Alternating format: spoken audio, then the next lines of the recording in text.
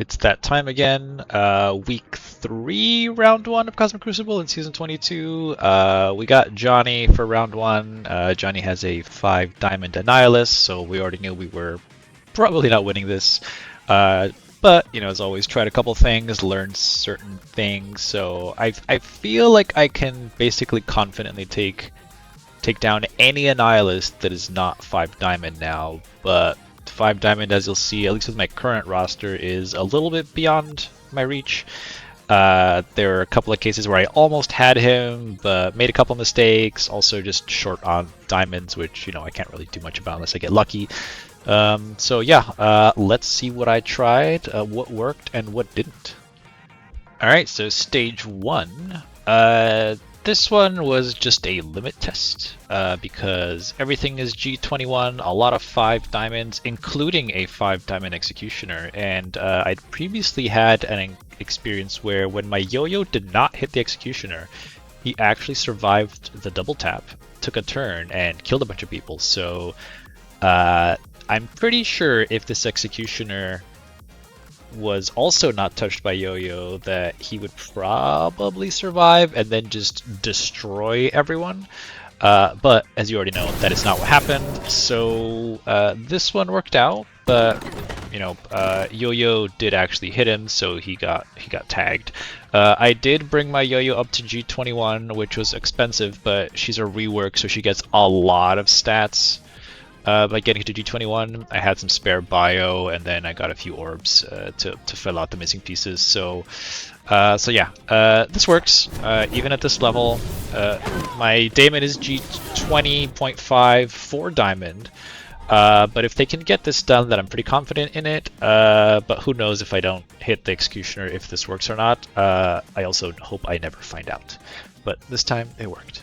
So stage 2, this was kind of a mishmash of things I didn't really need anywhere else, but I was also curious if this would kind of work. It's definitely in the brute force category, even though you have like 3 mythic characters plus Sentry. There's also a lot of RNG with this attack because Eclipse, Sentry, and Odin, depending on who goes first and who goes second and third, a lot of this matchup changes, which can be really bad. I did get pretty good RNG here. The whole concept was just have Odin and Mephisto survive, plus ideally Sentry, to then just have Odin just carry the whole thing, because if Thrasher dies, then Odin is just going to kill everyone. So Blue Marvel goes, you have a lot of extra health from Sus and Mephisto. Sus still dies, but everyone else is pretty healthy. This is interesting because Jeff's ultimate is percent health damage from himself, but it also ignored the barrier, so you actually do good damage to the Daring Warriors. Then he goes, you know, pulls everyone together, which is always good, tries to remove some buffs, kind of sort of did on one of them, but not everyone else, but also gives vulnerables. Now here's the good thing, my Sentry went before my Odin, and this is the good part. If Sentry goes first, he can special freely and you're fine. If Odin goes first, though, and applies the battlefield effect, you cannot Sentry special because it will remove your own battlefield effect. So I got the good RNG here. So we do this. It does quite a lot of damage to a pretty big team. Then I also got good RNG here because, I mean, it's good that I have an immunity here from Sentry flipping it, so I wouldn't have a blind even if Eclipse had gone first. But we do this, and it kills someone basically before Eclipse can heal them up, and she almost died herself. Now she gets to do this, which kills my Sentry, but I do get a swipe, and then she's dead. Then my Void does this, so some more damage, swipe, and we're done. So Mephisto here was also kind of wasted. I mean, he gave people extra health to guarantee they survive. Had I had the bad RNG with Sentry and Odin, though, Mephisto was here to make sure that I could confirm a kill on Thrasher and keep my battlefield effect, because otherwise this would have failed. So it looks a little silly because it is, but you kind of need Mephisto here to account for the version where you don't get good RNG. So stage 3, now this attack is usually a slam dunk. But Room 3 introduces some quirks to it, and there's also some RNG that comes into play, which this attack is apparently sensitive to, and I know how to fix this in the future. But I wasn't really paying attention before attacking in 3, kind of assuming everything would be fine because it always is. And that is because most of the time, Omega Red just dies before he even takes a turn, so it's kind of irrelevant if he has the ability blocker on or not. But you know, I guess it's good that I figured this out during a round where I'm not really going to win anyways, so I know how to avoid this in the future. So, Magneto goes, cool. Basically, the whole problem in this attack that you're going to see is that I don't get vulnerables on Omega Red, or I don't get enough vulnerables. So, I do this. Cool. Minerva is now silenced, but see, no vulnerable on Omega Red, which is the first problem. Now Minerva goes, she's blinded. I actually don't know why she's using her basic here, which is kind of weird, because she has energy for everything, but she decides that she's just going to basic? What abilities? Sorry, what effects? I mean, she definitely has more effects than what is showing there. That's kind of awkward. Let's see, Minerva effects. Yeah, where's the silence and blind? They're not showing. So yeah, I'm not sure why she decided to do her basic here. It's kind of weird. Even if she had done her ultimate, I mean, it would hurt because it does % health damage. It wouldn't have killed anyone, but there's some weirdness with how she decides what abilities to use. I don't really understand. But she just does a basic there. Maybe the blind, she forces her to do that. I don't know. So now Thrasher does his ultimate. He's also a raider, and he gets one vulnerable. But that is not enough, because usually Daredevil will do a shit ton of damage to him, and with two vulnerables, he'll do a lot of damage. However, that didn't happen, so he's at half health. Then Speedball goes, you know, if there's an extra vulnerable for him to hit into, then he's basically dead, because you can see he's kind of in the red. But he didn't die, therefore he shakes off the ability block because he's a raider, and then he proceeds to do this, which in itself is not bad, but he just gave all the other Phoenix Force I think he gives Phoenix speed bar, which then when she also does her, where is it? Phoenix.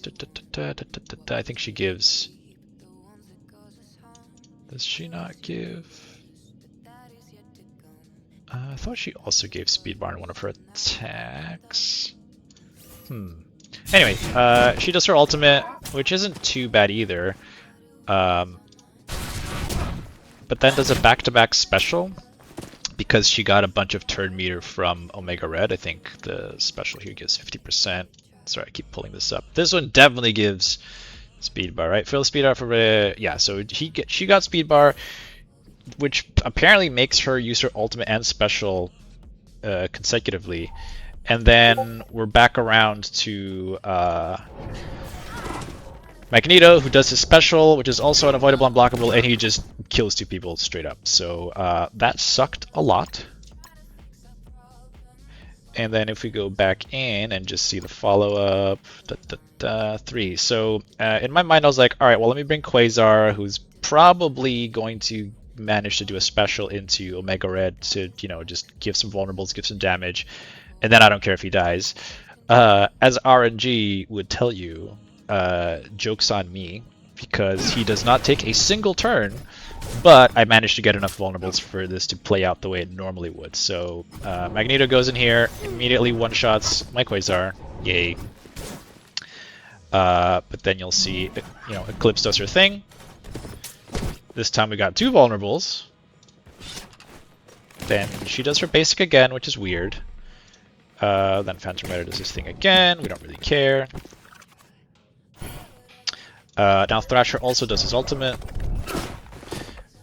He does not land a vulnerable, which is unfortunate, but 2 is enough, because you'll see now we do the ultimate from Daredevil, and the ISO does a lot of damage, plus the kill proc from Eclipse. Then because there's still a vulnerable from for Speedball to abuse, he does a bunch of damage, puts bleeds, then the ISO puts more bleeds, so he just dies on his turn. So 2 vulnerables is enough. If you don't manage to get 2 vulnerables with 2 raiders in the meantime, this attack can fail, in room 3 specifically. Otherwise, this attack will never lose, because usually it ends here. Magneto Diamonds can change that now because he's a little bit more survivable. But because Eclipse prevents revives, you don't really care. So you'll see this kind of hurts again. But I'm healthy enough after the ultimate. And then we just kind of are going through the motions at this point. But yeah, as you can see, in Room 3, if you're using Daring Warriors on offense, you want to bring something fast that can guarantee you crits on Omega Red so that this attack doesn't fail. But it's also not very efficient. So Room 3, definitely a wrinkle. Alright, so stage 4. So this was, I mean, I'd already lost at this point, at least in my head, so I was trying to see like how cheap can you go to kill something like this. I was debating setting something similar as well, but without the other members, they're really easy to control, and you're already locking in 3 slots to get their bonuses. So you have room to do 2 things. You know, if you don't bring Emma or Captain Britain here, then, you know, this can always get Thunderstrike, Blastar to Oblivion, depending on the rest of your defense. So this is definitely interesting, and I'm sure, you know, once Quicksilver and Toxin come out, you're going to see some crazy combos. But for now, it's not really hard to keep them controlled. Again, this is kind of like the cheapest thing I could think of, and I wanted to see if that would work against a pretty large team. And it does, it's just not very clean, but what that means is that there's infinite room for improvement here. So the whole concept was, you know, I wanted to see, as long as you stun this guy, he's not going to do his, what is it, he has like some decay stuff, let's see. Riot, passive, so he gains taunt for 3 turns, which is actually really good, because it means most decays decay by 2. So he can technically keep his taunt even if you like Jeff him, for example.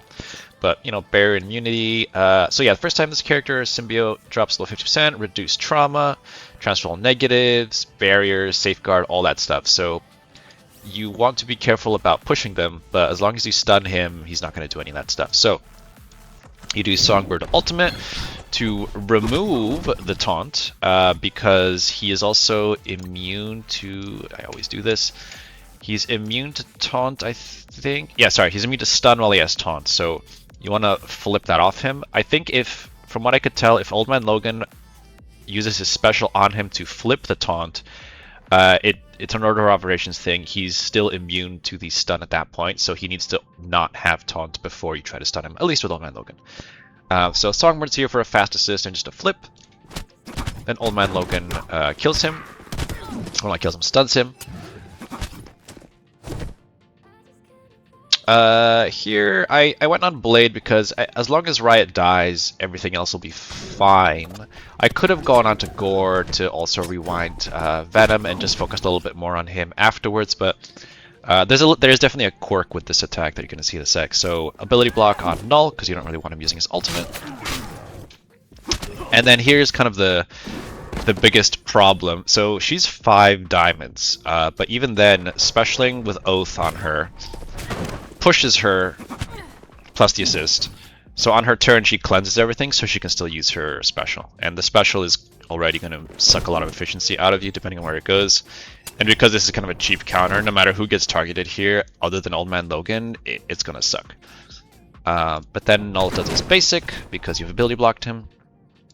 And then you just start kind of killing everyone with Old Man Logan. The only problem is, since you didn't really rewind the full clump here, they do start taking turns, and, you know, Venom, I think this is a 5 diamond, come on, Gore. Venom, 5 diamond G21, he's gonna hurt. Let's see, what are their stats? I mean, he's got offense down, luckily, but he's almost 3 million damage, which is pretty crazy. He's got really big stats at G21. Gore also gets to take a turn, because we didn't really damage him enough. So Songbird is dead. Start losing people here, but the only risk at this point was that Old Man Logan has lost his revive. But otherwise, it doesn't really matter, because you've done the worst of what they're ever going to do. So as long as they don't kill everyone, Old Man Logan's going to solo this at this point. Either way. Well, I say that, I guess this got really spicy. He had death proofs, but he kind of got chunked way more than I remember. So anyway, don't do this attack, but you can use this as the basis for a similar attack if you see something on defense, but this team is going to be insane once they get the other members. In the meantime, they're kind of easy to get around unless you really overcommit to this defense, and then that might get spicy. But otherwise, this type of room is interesting, but right now won't really hold up. So stage 5, and this is where we had the biggest problem, obviously, because of this guy. He's really fucking big. And you'll see what happens. So I'm not going to show the stack. This is just Immortal X-Men to take out specials. I figured if I can make this work after a sack, then I'll kind of know if I can pull this off against a normal Annihilus. But unfortunately, this guy, he barely doesn't die. And there's also a bit of RNG with it, which is unfortunate. So it loads. This is also my standard Annihilus attack. I wasn't sure if it would still work or not, but let's see. So Morph goes first, goes into Shadow King because of focus check. Well, actually no, this is the ultimate, so sorry, just random. Now, see, this is one passive ping from his 5 diamond Annihilus, and he takes mine to half health, which is insane. But anyway, I get to go, or my Annihilus gets to go first. Does pretty good. My Annihilus does almost nothing to this guy, and then he of course picks my Annihilus for his basic, and almost removes my rod immediately. This is 2 basics, and this guy is now 7 red, which is as high as he's gonna get for a while. So yeah, 2 basics basically did 30-ish million health. It's just insane. So this is kind of some bad RNG here. Now then Storm goes. It's fine. My best hope here was to kill all of the Exalted, honestly, for a 3rd hit, which does happen, but there's a big but there. So then I do the Breaker special. Now, for whatever reason, and I don't know if this is just really bad luck, but my Annihilus is a Raider, my Breaker's a Raider. There's no vulnerables on this guy, so I don't know if Angel is preventing vulnerables on everyone or if I just got really unlucky. I need to look at more replays and see from other players how this worked out, but the fact that he has no vulnerables means I'm missing 10% damage on him, which is going to be really important. Or I mean, it's already really important because all my hits are just not hitting as hard. So we're killing the Exalted. Now we get a vulnerable, but the Angel has lost 3 members, so that that makes sense that would happen. Then we do Darkstar ultimate, does a lot of damage. Get the ping there and kill. Then we do a Shadow King special into this Annihilus, because I don't really care about Jubilee, to be honest. But as you can see, he's just crazy healing up all the time. I'm getting a little bit lucky here with targeting because my Annihilus is still hanging on. His Annihilus is doing another basic, but it's, again, just one-shots by Breaker, who is pretty healthy. Now the insects are doing their thing. Don't really care about this. So I've immediately lost my rod here, but I'm surviving. And I do an ultimate, which, is always a good thing. Doesn't really do a ton of damage to this guy.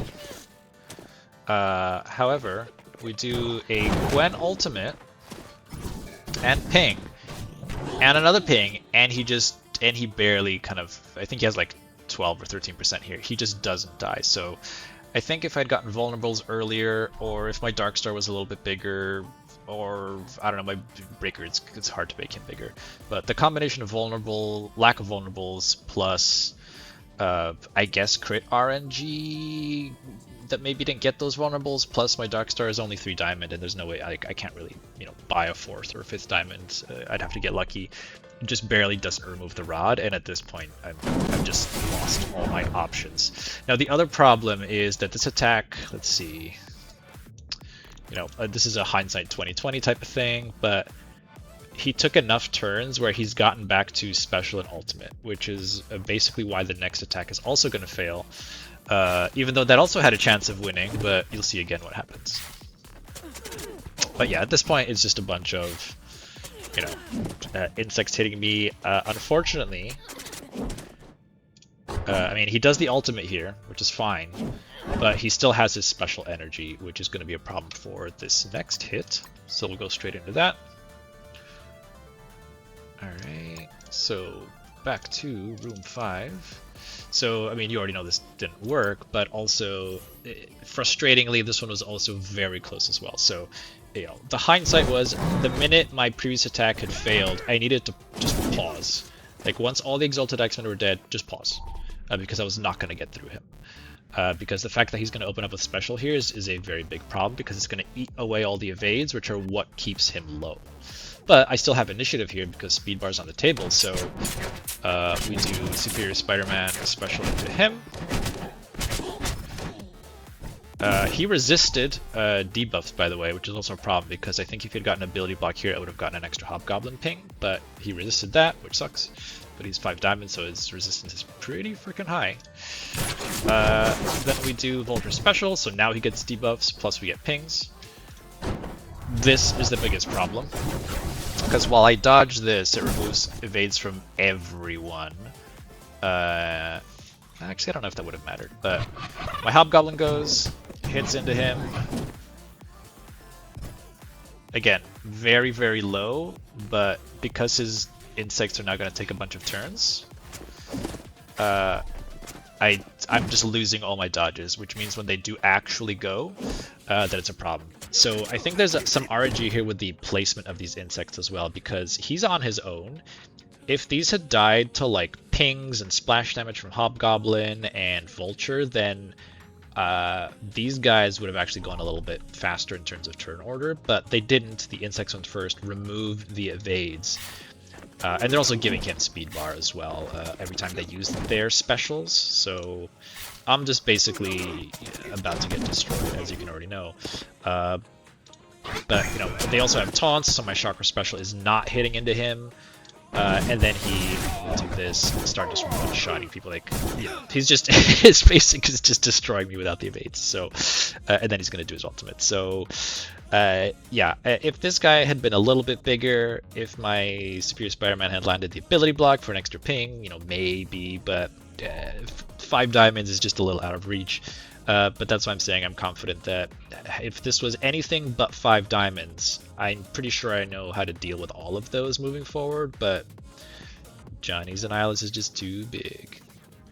And finally, stage 6, not a very interesting attack. It's nothing you haven't seen before a million different times in the past, but it's basically a Thunderstrike Blastar comp. I did play it a little bit wrong, which is silly of me because I even planned how I was going to attack, and then I just didn't do it because you bring Kahori as a skirmisher just to apply vulnerables, and in order to get him to 5 stacks, you need this basic and him as a striker to hit into one of the vulnerable targets, and I just randomly did not hit into Mephistor Sus, so he's going to get 4 stacks and then blow things up, which, I mean, it gets the job done. It's just, you know, if I was hunting for efficiency, that would have been a mistake because these guys didn't die, but it only takes really one more turn anyway, so not the biggest of deals. So yeah, let's see how Johnny did and if we put up a respectable score or not. Alright, so as expected, Johnny whooped my ass. He did drop 2, so at least our defense is doing what it's kind of meant to do. But yeah, 5 Diamond Annihilus is quite the pickle to get through. If I match Johnny again, I have some slightly different things I can try. Maybe my roster will be bigger by then and I can deal with it. Who knows? I'm still going to keep Annihilus on offense for the next 2 rounds, just to see if that's helping me win or not by continuing to one-shot other Annihilus. I am curious to see if I can actually get Exalted Annihilus one-shot, because technically I haven't yet. So we'll see how that goes. But yeah, maybe we'll put Annihilus on defense for next week, but I still want to see how this one goes. And with that, we'll see you tomorrow for the next one.